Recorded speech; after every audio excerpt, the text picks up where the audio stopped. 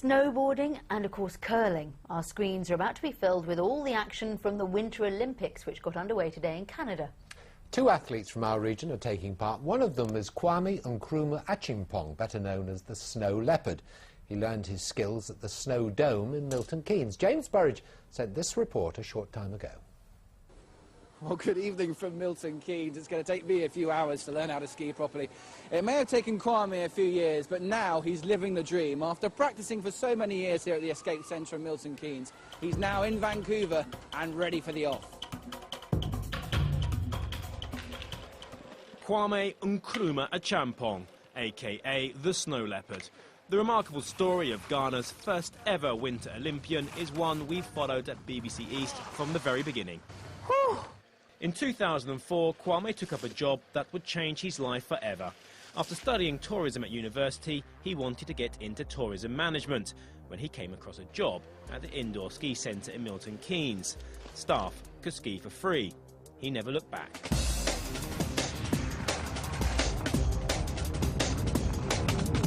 The thing is that I'm doing something different. I'm showing Ghanaians that it's not only about going to Olympics or sport.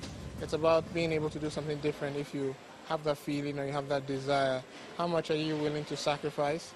How much are you willing to put into whatever you want to do? That determination soon paid off. When Kwame saw real snow on real mountains for the first time, we were in France to capture the rapture. Oh, this is definitely different from Escape. Look at that. Oh my God. Boom, and you're gone. But despite his natural ability, the Snow Leopard faced ridicule when he first started competing. But no one's laughing now, except Kwame. When you talk about African sportsmen, the first thing that comes in your mind is football and running. We can do something different. Kwame is no Eddie the Eagle, about to start in a freak show. He had to qualify and meet strict standards. It's been hard work, but his uphill struggle has been an inspiration to many. Tonight, he'll stand tall as first choice for carrying his country's national flag at tonight's opening ceremony. Not that surprising, considering he's the only team member. Clive Lewis, BBC Look East. Well, one other Olympian competing is Sarah Ainsworth from Essex. She's in the ski aerials, and we'll be having a special preview of Sarah next week on Look East. But this place here, Escape in Milton Keynes, is vital for our Paralympians as well. A number of them, the likes of Anna Turvey and Sean Rose, have been training here for years. And Paul Gregg is from Escape. Paul, you see those guys weekly. Just how important is this centre for their Olympic potential? Definitely. Well, we support our Paralympic team on a grassroots level. We run monthly campaigns where you get free slope time, basically, and we're associated with DS UK, and basically we're looking for gold from Sean. Yeah, he won gold just at the World Competition this week, and he's going to get gold again for sure. This was Kwame's very training ground, wasn't it? This is where he started back in 2004. Realistically, how do you think he's going to get on in Vancouver? Realistically, he's going to do great for Ghana. He's representing Ghana, and we wish him all the best. This is where he trained. He started off skiing here, trained here daily, and best of luck to him for representing Ghana. It's amazing. Paul, thanks very much for letting us come down here. And of course, you would have seen on the screen all the sporting fixtures taking place this weekend. The very place to find and hear all about those is on your BBC local radio station. Now, if you're a fan of the BBC show The Dragon's Den, you'll know how tough it is to come up with a good business idea. Most ideas get chewed up, tossed around, and then rejected. Antonia Kine from Suffolk didn't go before the Dragons, but she did have to come up with a good solution when finances got a bit tight. The answer to her pressing need for more cash? Cupcakes. And Susie's been very excited by the sight of these. I've seen some of these. We've seen somebody holding one. Let's go to Kevin Birch, who is there now, and he has got one in his hand. He's going to eat it. I have. Yes, Susie, as you can imagine, I probably will, lady, yes. I am partial to the odd cupcake, so imagine how my pulse quickened when I walked in here today and saw this lot. Steady my beating heart. There are loads of them, as you can see, all made by Antonia, who is incredibly busy. You can see why she's called the Queen of Cupcakes. Businesses so often flourish out of adversity. Just months ago, Antonia and the family faced having their home repossessed. Desperate to generate some extra money, she started selling cakes, and that helped clear the debts. Now the business is growing fast, so how does it feel for this mum of four to be an entrepreneur? Feels fantastic. I've been raising children for 16 years and nobody thanks you for that. all of a sudden I'm getting thank you letters, I'm getting posts on my website saying how wonderful they are, and it feels incredible.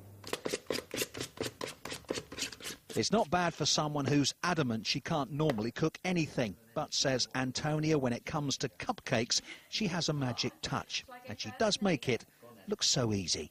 So you squeeze and move around.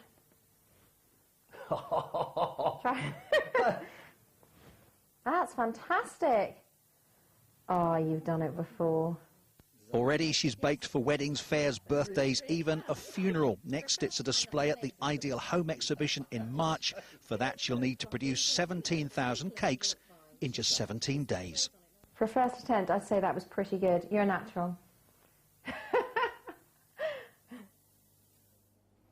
Well, I'll just get Jamie, if we may, to have a look at these, because these are lovely. Look, there we go with a little Valentine theme. And then these ones here, this is the legendary carrot cake. Antonia, which is a secret recipe. Yes. So you're not going to tell me what's in it, but it's incredibly popular. Well, people tell me it's the best carrot cake in the world, and they fly off the shelf. I just can't make them quick enough. I mentioned you've got to make 17,000. I think tomorrow, how many cakes are you making tomorrow? Oh, tomorrow I'm only making 600. Only 600 yes. by 4 o'clock? Yes, because all the men are coming to buy their Valentine's Day boxes. So, yeah, got to make 600. They've got to be there. How do you cope with that kind of pressure? Because you literally churn them out, don't you? Yes, absolutely. Well, I've been making cakes for so long. I've been raising children for 16 years, so I can churn out cake pretty well. And you're an entrepreneur. What about the future? Where does this business go? I can't even see past the end of next week. I've no idea, but I'd like to take it as far as it can go. I mean, it's really great fun, and it's something I can do around my children. Fantastic. Well done. I have to say, Susie, I saw this one, and I thought of you. Stuart, I saw this one and thought of you. That's the one I made. And I have got a box of cakes here, and I ought to bring them back to the studio, but I'm not. I'm going to eat every single one, and I'm doing you a favour. It's tough love, but it hurts me as well. Back to you in the studio. Oh, very Kevin, good, we're very envious. And his wasn't too bad. I think I was getting his. I know. The flat you one. should be grateful. Jim. Yes. We're not going to get any good news from you. No, I could go now and just have the cakes, shall I? It looks as though we've got another cloudy start to the evening. We've had some